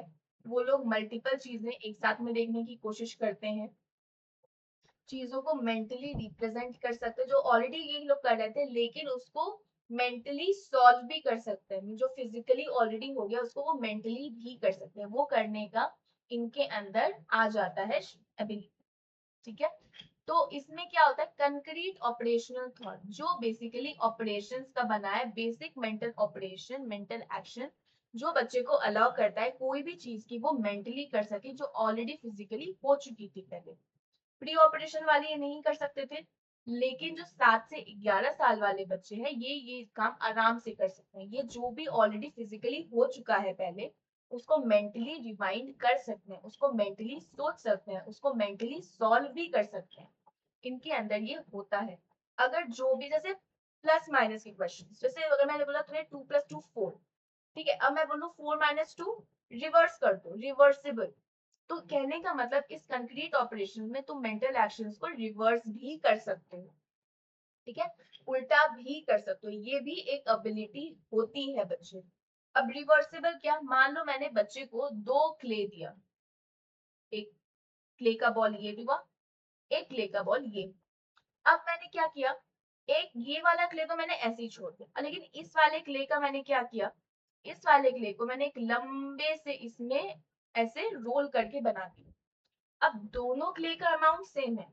अगर मैं ये वाला क्वेश्चन 2 से 7 साल वाले बच्चे में बोलूं और मैं पूछूं कि दोनों में से किसमें ज्यादा क्ले है, तो वो क्या बोलेगा, इसमें ज्यादा क्ले। क्यों, क्योंकि ये लंबा है, बड़ा है, तो इसलिए इसमें ज्यादा क्ले है। लेकिन 7 to 11 वाला क्या बोलेगा, दोनों में सेम अमाउंट ऑफ क्ले, दोनों यही बोलेगा। ये 7 to 11 वाला जो बच्चा है वो बोलेगा दोनों में सेम अमाउंट ऑफ क्ले, कोई बड़ा कोई छोटा नहीं है।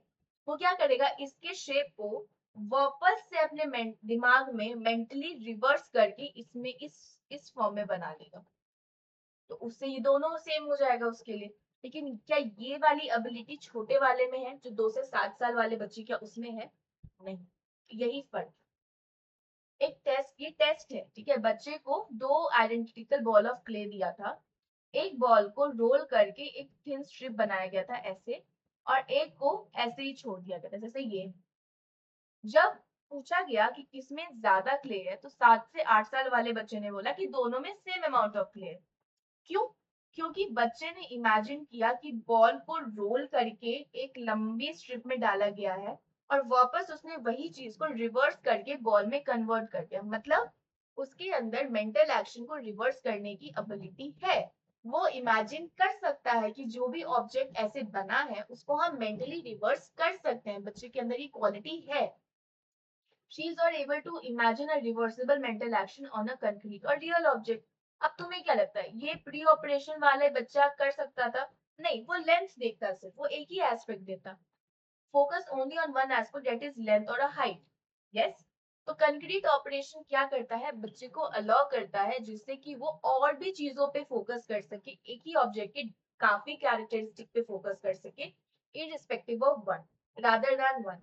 लेकिन प्री ऑपरेशन में क्या होता है, हम एक ही एस्पेक्ट पे फोकस करते हैं। तो concrete operation allow the child to focus on different characteristic and not focus on only one aspect of the object। इससे क्या होता है, चाइल्ड जो है वो और भी चीजों से, इससे क्या होगा कि अगर हम इस चीज से बच्चे को बढ़ावा देंगे तो बच्चा और भी चीजें देखने की कोशिश करेगा, उसकी थिंकिंग चेंज होगी, और इसकी वजह से उसका जो ईगो सेंट्रिज्म था ना, कि दूसरे का पॉइंट ऑफ व्यू वो नहीं समझ पाता था, ये चीज कम हो, थिंकिंग फ्लेक्सिबल हो, बच्चे और भी ऑप्शंस के बारे में सोच पाएंगे जब वो क्वेश्चन सॉल्व करेंगे, या वापस से स्टेप को रिवाइज कर पाएंगे अगर उनको जरूरत पड़ी। even though pre-operational वाले बच्चों में you can see a relationship between different properties of an object, लेकिन वो ये एब्स्ट्रैक्ट थिंकिंग नहीं कर सकते, वो चीजों को मैनिपुलेट नहीं कर सकते in the absence of object. समझ में आया? नहीं, मैं यहाँ तक समझ में आया कि बेसिक चीज है कि प्री ऑपरेशन वाले बच्चे ये नहीं करेंगे। अगर मैं कंक्रीट ऑपरेशनल की बात करूं तो ये लोग डिफरेंट कैरेक्टरिस्टिक पे फोकस करेंगे, और डिफरेंट कैरेक्टरिस्टिक पे करने के साथ क्या होगा, उनकी थिंकिंग ब्रॉड होगी। उसके बाद वो और भी ऑप्शंस के बारे में सोच सकते हैं, अपने प्रॉब्लम को सॉल्व करने के लिए काफी नए नए तरीके का इस्तेमाल कर सकते हैं। कौन? कंक्रीट ऑपरेशन वाले बच्चे। यस। उससे क्या होगा, उनका ईगोसेंट्रिज्म खत्म होगा, फ्लेक्सिबिलिटी ज्यादा आएगी, और जो भी स्टेप उनको उसमें कमी लगेगी वो वापस रिवर्स में जाके उसको वापस से ठीक कर सकते हैं। इवन दो प्री ऑपरेशन वाले जो बच्चे हैं उनके अंदर ये ऑब्जेक्ट के बीच में रिलेशनशिप देखने की एबिलिटी है, लेकिन वो एब्स्ट्रैक्ट थिंकिंग नहीं कर सकते। अगर ऑब्जेक्ट उनके सामने नहीं है तो वो मैनिपुलेट नहीं कर पाएंगे कि इसको अच्छा हम ऐसे करेंगे वैसे करेंगे तो ये कुछ ऐसा बन जाएगा, वो नहीं कर सकता वो इंसान। क्योंकि उन छोटे बच्चों के अंदर, जो 2 से 7 साल वाले बच्चे, उनके अंदर अभी लॉजिकल थिंकिंग नहीं आई है। यस। जैसे अगर कोई भी अलजेब्रिक इक्वेशन को सॉल्व करना है, या तुम्हें लैटिट्यूड और लॉन्गिट्यूड की लाइन देखनी है अर्थ पे, उसको इमेजिन करना है, तो ये छोटे बच्चे उतना नहीं कर पाएंगे क्योंकि अभी उनकी उतनी क्षमता ही नहीं, उनकी थिंकिंग अभी इतनी ब्रॉड हुई ही नहीं है। यस। बाकी जो लैंग्वेज के बारे में बात है वो हम चैप्टर 7 में करेंगे कि कैसे बच्चों के अंदर वोकैबुलरी होती है, लेकिन मेजरली कॉग्निटिव डेवलपमेंट यही है।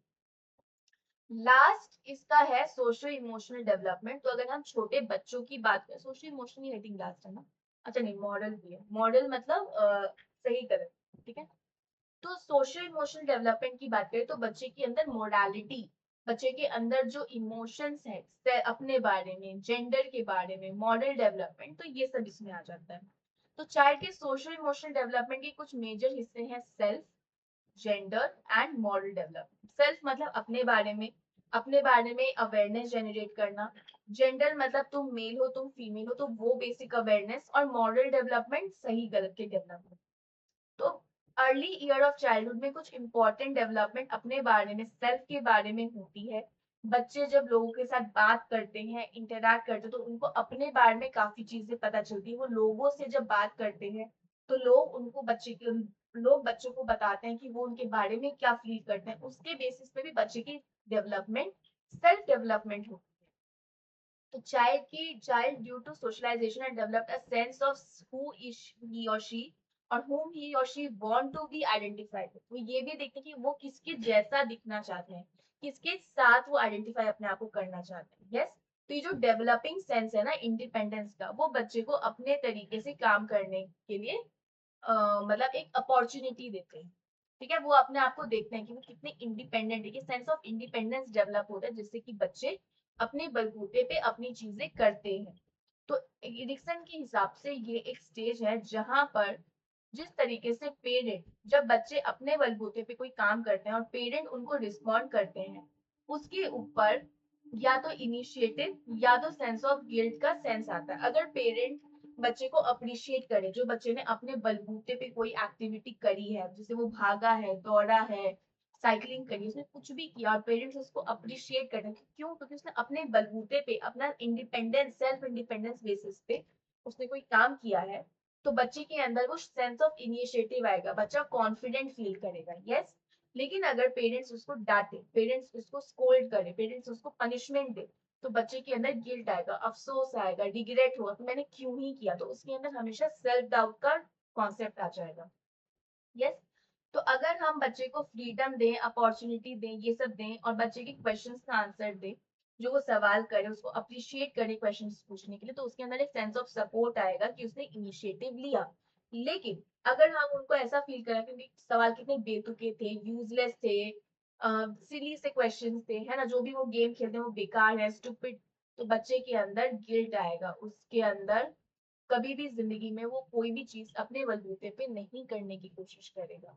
यस। तो बचपन में सेल्फ अंडरस्टैंडिंग होना बहुत जरूरी है। अदरवाइज, क्यों? क्योंकि ये जो है आपके फिजिकल कैरेक्टरिस्टिक को काफी डिफाइन करता है। I am tall, she has a black hair, I am a girl, ये सारी चीजें जो है एक सेल्फ अंडरस्टैंडिंग है। तो सेल्फ की अंडरस्टैंडिंग इन सारी चीजों पे होती है, पहली पर्सनल कैरेक्टरिस्टिक के ऊपर होती है। है ना। फिर मिडिल और लेट चाइल्डहुड में क्या होता है, वो धीरे धीरे अपने इंटरनल कैरेक्टरिस्टिक के बेसिस पे अपने आप को डिफाइन करते हैं। पहले अर्ली चाइल्डहुड में पहले अपने फिजिकल कैरेक्टरिस्टिक को डिफाइन करते हैं कि मैं लंबी हूँ, मैं लड़की हूँ, मैं मेरे काले बाल हैं, फिजिकल। उसके बाद जैसे जैसे वो और बड़े होते हैं, फिर ये बताते हैं कि मैं स्मार्ट हूँ, मैं हार्ड वर्किंग हूँ, मैं डिसिप्लिन हूँ। तो ये सारी चीजें इंटरनल कैरेक्टरिस्टिक पे आती है। और जब बच्चे अपने आप को डिफाइन करते हैं साइकोलॉजिकल कैरेक्टरिस्टिक से, तो उनमें उनकी कुछ सोशल एस्पेक्ट ऑफ सेल्फ भी आ जाते हैं, जैसे कि मैं इस ग्रुप से आती हूँ, मैं हिंदू हूँ, मैं मुस्लिम हूँ, मैं सिख हूँ, मैं जैन हूँ, मैं क्रिश्चियन हूँ, ये आ जाता है। या मैं इस स्कूल क्लब से बिलोंग करती हूँ, है ना, कोई रिलीजियस ग्रुप से बिलोंग करती हूँ। तो इनका सोशल कंपैरिजन भी आता है कि मैं ना इससे बेहतर हूँ, मैं उससे। तो धीरे धीरे बच्चे की self understanding with time develop होती है। जितना वो लोगों से मिलते हैं उतना उनका सेल्फ अंडरस्टैंडिंग डेवलप होता है। Simple. Children are likely to think about, वो ये भी सोचते हैं कि वो क्या कर सकते हैं, क्या नहीं कर सकते हैं। जैसे मुझे उससे ज्यादा मार्क्स मिल गए, मैं उससे ज्यादा तेज भाग सकता हूँ। तो ये धीरे धीरे इंडिविजुअल डिफरेंसेस की तरफ भी जाने लगते हैं। और जब बच्चे स्कूल में पहुंचते हैं तो उनकी दुनिया और बढ़ जाती है, वो और लोगों से और दोस्तों से और चीजों से मिलते हैं। तो उसकी वजह से उनके बारे में अपना सेल्फ डेवलपमेंट और इंक्रीज होता है। Yes, no.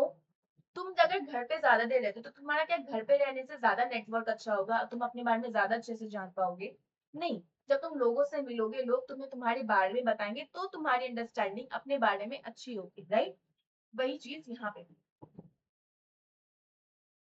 अब लास्ट, अच्छा, इसके बाद जो ये वाला है ना, जेंडर एंड सेक्स रोल, इसमें बेसिकली इज ऑल अबाउट जब बच्चे छोटे होते हैं, जब वो मेल या फीमेल होते हैं, पहली बात बच्चे अपने आप को आइडेंटिफाई करते हैं कि वो मेल है या फीमेल है। उसके बाद वो जिस कल्चर में रहते हैं, वो कल्चर उनको ये सिखाता है कि मेल की क्या रिस्पॉन्सिबिलिटीज है और फीमेल की क्या रिस्पॉन्सिबिलिटीज है। शुरू से ही उनको ये चीज उनके दिमाग में डाली जाती है कि तुम मेल हो, तुम्हारा काम है हमेशा घर को संभाल के रखना, घर को जोड़ के रखना, घर की सारी जिम्मेदारी उठाना, ये सब। तुम रो नहीं सकते हो, तुम्हें सबकी जिम्मेदारी उठानी है, तुम्हें स्ट्रांग रहना है, तुम्हें ये घर के काम नहीं करने, ये सब बच्चों लोगों को बचपन से सिखाया जाता है। और अगर लड़की है तो तुम उनको लाइक किचन सेट, हम अगर हम बचपन की बात करें तो उनको खेलने के लिए क्या देते हैं, किचन सेट दे देंगे लड़कियों को, या डॉल हाउस दे देंगे, ये सब दे देंगे। लेकिन लड़कों को क्या देंगे, उनको देंगे कार, गन, क्रिकेट का सामान, ये सब चीजें उनको दी जाती है, राइट।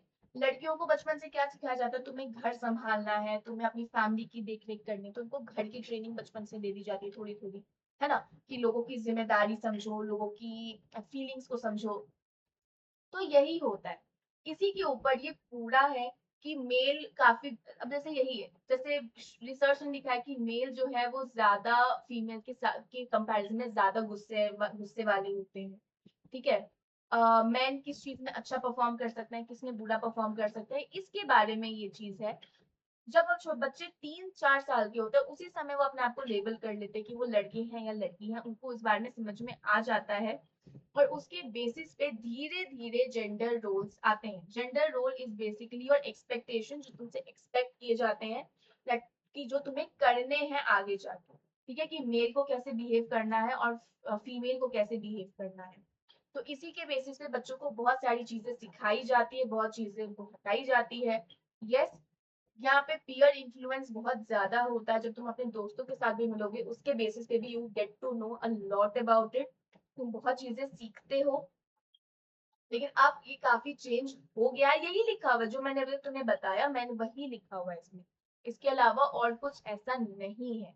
अगर मैं बोलूं, जैसे जो छोटे लड़के होते हैं, जो छोटे बच्चे होते हैं, लड़के जो होते हैं, उनको लड़कियों के कपड़े पहनने से मना कर देंगे फैंसी ड्रेस में, क्यों? क्योंकि उनके उसमें है कि मैं तो लड़का हूँ, मैं लड़कियों वाले कपड़े क्यों पहनूं, है ना। जब ये हम घर घर खेलते हैं तो लड़कियां जो है फादर का रोल नहीं करना चाहती, क्यों? क्योंकि वो लड़की तो वो लड़की वाला, देखा है ना। ये सब चीजें क्या है, ये बचपन से ही ये वाला चीज हमारे इसमें जेनरेट होता है, और कुछ नहीं है। बचपन से ही ये चीज इसमें हमारे इसमें आ जाता है। ठीक है। अब last but not the least हमारा है मॉडल डेवलपमेंट, और उसके बाद हम इस क्लास को एंड करेंगे। तो सबसे इम्पोर्टेंट अलग एक और डेवलपमेंट है जो हमें बच्चे के अंदर देखना होता है, जो है कि जब वो सही और गलत में फर्क कर सकता है। ठीक है, जो भी उसके साथ हुआ उसके बीच में वो सही गलत का डिफरेंस कर सकता है। तो the way the children come to distinguish the right and wrong, to feel guilty, to put themselves in others position and to help others, ये सब मॉरल डेवलपमेंट के कंपोनेंट्स हैं। जब वो सही गलत में फर्क कर पाते हैं, जब वो अपने आप को दूसरे के पर्सपेक्टिव में रख के सोचते हैं, जब वो क्या नाम है, किसी के लिए अफसोस करते हैं, यस, जब दूसरों की हेल्प करते हैं, जब वो खुद ट्रबल में होते हैं, when they are in trouble, जब दूसरे ट्रबल मुसीबत में होते हैं, जब वो उनकी हेल्प करते हैं, तो ये सारी चीजें बच्चे मॉरल डेवलपमेंट में बच्चे ही सीखते हैं, सब मॉरल डेवलपमेंट का उनका हिस्सा है, जो वो अपने पेरेंट्स के इंटरेक्शन के साथ, मीडिया के इंटरेक्शन के साथ, अपने दोस्तों के इंटरेक्शन के साथ, स्कूल में ये सब चीज सीखते हैं। तो बच्चे जैसे जैसे बहुत सारे कॉग्निटिव डेवलपमेंट में जैसे पास ऑन करते हैं, वैसे ही एक हमारे कोलबर्ग थे, लॉरेंस कोलबर्ग, उन्होंने मॉडल डेवलपमेंट के भी स्टेजेस दिए थे। उन्होंने कहा था कि बच्चे मॉडल डेवलपमेंट में के भी कुछ स्टेजेस होते हैं जिसमें वो पास करते हैं, जो एज रिलेटेड होते हैं।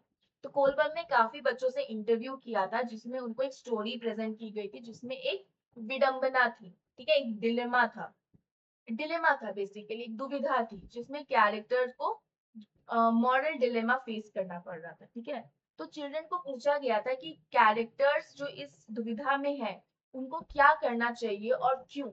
तो उनके हिसाब से, गोलबर्ग के हिसाब से, जो छोटे बच्चे होते जो इस चाइल्डहुड स्टेज में होते हैं, वो ज्यादा सही और गलत के बारे में सोचते हैं। सही गलत उनके लिए अलग एज पे अलग अलग चीजें हो जाती है। अभी के टाइम पर अगर छोटे बच्चे अगर 9 साल से पहले पहले के हैं, तो वो कोई भी सही गलत अपने अथॉरिटी को दिमाग में रख के सोचेंगे। सही अगर होगा तो उसके लिए उनको रिवॉर्ड मिलेगा, अगर कुछ गलत होगा तो उसके लिए उनको पनिशमेंट मिलेगा। छोटे बच्चों का सही गलत इसी के बेसिस पे होता है, यस, एक्सटर्नल अथॉरिटी के बेस, अकॉर्डिंग टू हिम और हर। अगर एक्शंस गलत है, एक्शंस गलत है क्यों, कोई भी चीज गलत क्यों है, क्योंकि उसके लिए तुम्हें पनिश किया गया, और सही क्यों है, क्योंकि उसके लिए तुम्हें रिवॉर्ड किया गया। जैसे जैसे बच्चे बढ़ते हैं, जब वो एडोलेसेंस में आते हैं, तो उनकी मॉरल रीजनिंग भी डेवलप होती है, और उनको लगता है कि काफी एक रूल्स हैं, सेट ऑफ रूल्स हैं, जो दूसरों की सेट ऑफ रूल्स हैं, जो हमें एक्सेप्ट करने पड़ते हैं। हमें सोसाइटी के लॉ या पेरेंट के लॉ के हिसाब से चलना होता है, सही गलत हमेशा जरूरी नहीं होता है। तो ये रूल्स बच्चे कभी कभी खुद एक्सेप्ट कर लेते हैं, है ना, उनको लगता है कि हमारे ही रूल्स हैं, तो वो सोसाइटी के रूल्स को अपने रूल्स में समझ लेते हैं, है ना, और पनिशमेंट को अवॉइड करते हैं इससे। तो चिल्ड्रन के हिसाब से रूल जो है वो गाइडलाइन है, पत्थर की लकीर है, इसके ऑपोजिट, इसके विरुद्ध तुम्हें नहीं जाना है, और तुम्हें उसको फॉलो करना ही पड़ेगा। और इस स्टेज पे मॉरल थिंकिंग इनफ्लेक्सिबल होती है, और जैसे जैसे वो और ग्रो करते हैं, उनका अपना मॉरलिटी आता है, उनके अपने मॉरल कोड्स आते हैं। तो ये होता है। तो तुम्हें समझ में आया मॉरल डेवलपमेंट, यही मॉरल डेवलपमेंट मतलब क्या। अगर मैं बचपन से की बात कर, सॉरी सॉरी सॉरी, कुछ हुआ था ना, सॉरी। अगर मैं बचपन की बात करूं, तो बचपन की बात में यही होता है कि सबसे पहले तुम राइट या रॉन्ग के बीच में एक डिफरेंस देखते हो, राइट और रॉन्ग में डिफरेंस है क्या, यस। एक सेकेंड ना, थोड़ा सा देख लो आवाज, यस, आवाज आवाज सब ठीक है। हाँ, तो अगर मैं राइट या रॉन्ग के बीच का अगर मैं डिफरेंस देख रही हूँ, तो छोटे बच्चे जो होते हैं, जो चाइल्डहुड में होते हैं, उनमें हम, अगर हमें मोरालिटी देखनी है तो वो यही चीजों में देखते हैं, कि उनके लिए सही क्या है, गलत क्या है, वो दूसरों की कितनी हेल्प कर पा रहे हैं, वो कितना, अगर कुछ गलत करते तो उनको कितना उस बात का अफसोस है, वो अपने आप को दूसरे के कितने ज्यादा पोजीशन में रख पाते हैं, अपने दूसरों की पर्सपेक्टिव को कितना समझ पाते हैं। दैट इज मॉरल डेवलपमेंट के कॉम्पोनेंट्स। अगर हम बहुत छोटे बच्चे के बारे में बात करें कि उनके लिए सही गलत क्या है, उनके लिए मोरालिटी क्या है, तो इट्स ऑल अबाउट अथॉरिटी। अगर अथॉरिटी आपको किसी चीज के लिए शाबाशी देती है, तो उसका मतलब वो चीज सही है। अगर कोई चीज की तुम्हें पनिशमेंट मिल रही है, तो वो चीज गलत है, और जो चीज गलत है तुम उसको आगे रिपीट नहीं करोगे, राइट। जैसे जैसे तुम बड़े होते हो, वैसे वैसे तुम्हें पता चलता है सोसाइटी के रूल्स होते हैं, तुम्हारे पेरेंट्स के रूल्स होते हैं, जो तुम्हें फॉलो करने पड़ेंगे। अगर तुम फॉलो नहीं करोगे, तो तुम्हें फिर उसके लिए पनिशमेंट मिलेगी, तो तुम उसको फॉलो करते हो, और कभी कभी तुम इतना फॉलो कर लेते हो कि तुम्हें लगता है कि वो तुम्हारे ही खुद के रूल्स है, तो तुम उसी के हिसाब से चलते हो, और तुम्हें लगता है कि वो पत्थर की लकीर है, अब चेंज नहीं हो सकती, जो लिख गई वो लिख गई। जो हम फॉलो कर रहे हैं वही सही है, कभी वो गलत नहीं होगा, बट ऐसा नहीं होता है। जैसे जैसे तुम बड़े होते हो वैसे वैसी तुम्हारी मोरालिटी और चेंज होती है। तो अभी हम फॉर द टाइमिंग ये छोटे बच्चों की इसमें पर्सपेक्टिव में बात कर रहे हैं। कल जब हम तुम्हारे एडोलेसेंस की बात करेंगे तो यहाँ पे मॉरल डेवलपमेंट कंप्लीटली अलग हो जाएगा। ठीक है। अब एंड ऑफ द चाइल्डहुड में तुमने क्या समझा? एंड ऑफ द चाइल्डहुड में तुमने ये देखा कि फिजिकली बच्चों की रेट बढ़ती है। यस, एक सेकेंड ना। उसके बाद बच्चों का कोऑर्डिनेशन बैलेंस ये बढ़ता है, लैंग्वेज डेवलप होती है, बच्चे कॉग्निटिवली चीजें लॉजिकली समझते हैं, सोशली वो बहुत ज्यादा सोशल सिस्टम में जैसे फैमिली स्कूल इन सब चीजों में काफी ज्यादा इन्वॉल्व हो जाते हैं। तो बच्चे अब धीरे धीरे बड़े हो रहे हैं, अब वो सिस्टम और वो सोसाइटी का पार्ट बन रहे हैं। फिजिकली डेवलपमेंट हो रही है, कॉग्निटिवली लॉजिकली सोच पा रहे हैं, मॉरल डेवलपमेंट हो रही है। यस, सही गलत का सेंस उनके अंदर आ रहा है, जेंडर की अवेयरनेस आ रही है, प्लस अपनी जो भी उनका लैंग्वेज है लैंग्वेज डेवलपमेंट भी हो रहा है। ऑल्सो वो अब एक सिस्टम का पार्ट धीरे धीरे बन रहे हैं, क्योंकि वो स्कूल अब जा रहे हैं तो दोस्तों के साथ, फैमिली के साथ, स्कूल के साथ, सबके साथ उनका सिस्टम धीरे धीरे बन रहा है। तो आज के लिए इतना ही। With this we have successfully completed हमारा चाइल्डहुड। आई नो चाइल्डहुड बहुत ज्यादा था, बहुत बड़ा था, बट पढ़ना जरूरी था। अगर नहीं पढ़ते तो ये आगे कंटिन्यू हो जाता और वो मैं अफोर्ड नहीं कर सकती। ठीक है। तो with this we have completed childhood section successfully. बधाई हो, चाइल्डहुड भी हमारा कंप्लीट हो गया। So we have completed infancy, we have completed childhood. अब इसको तुम्हें क्या करना है, इसको प्लीज रिवाइज करो, इसको अच्छे से समझो, बिकॉज कल हम तुम्हारा एडोलेसेंस, तुम्हारे स्टेज के बारे में बात करेंगे, तो तुम्हें तो ये बहुत ज्यादा रिलेटेबल लगेगा। ठीक है। कल हम एडोलेसेंस करेंगे और एडोलेसेंस को हम देख लो कितना बड़ा है, तो मैं एडोलेसेंस बिना कंप्लीट कराया तो तुम्हें छोड़ूंगी। यस। तो कल हम एडोलेसेंस करेंगे, अप्रोक्स ये भी 4 पेज का है। तो अब कल हम एडोलेसेंस करेंगे और परसों हम क्या करेंगे, परसों हम कर लेंगे तुम्हारा एडल्टहुड। ठीक है। तो उसके साथ तुम्हारा ये चैप्टर बहुत जल्दी खत्म हो जाएगा, तो आई विल ट्राई कि बाय वीकेंड हम इस चैप्टर का दी एंड कर दें और मंडे से हम फिर चैप्टर 4 शुरू करें। ठीक है। तो आज के लिए that's all for today. Thank you so much for watching this video. अगर तुम्हें कोई भी मसला है, कोई भी परेशानी है, कोई भी दुविधा है, तो you can mail me, you can text it on the comment, जो भी तुम्हें सही लगे कर लेना। एंड टेलीग्राम चैनल ज्वाइन कर लो, क्योंकि सारे इंपॉर्टेंट अपडेट यहीं वहीं आएंगे। जैसे ही चैप्टर खत्म होगा इसके भी प्रैक्टिस शीट, इसकी भी नोट, इसकी भी ग्लॉसरी और एनसीईआरटी क्वेश्चंस तुम्हारे टेलीग्राम चैनल पे भेज दिए जाएंगे। Yes. Okay, so till then, शाम का टाइम हो गया है, चाय पी लो, नाश्ता कर लो।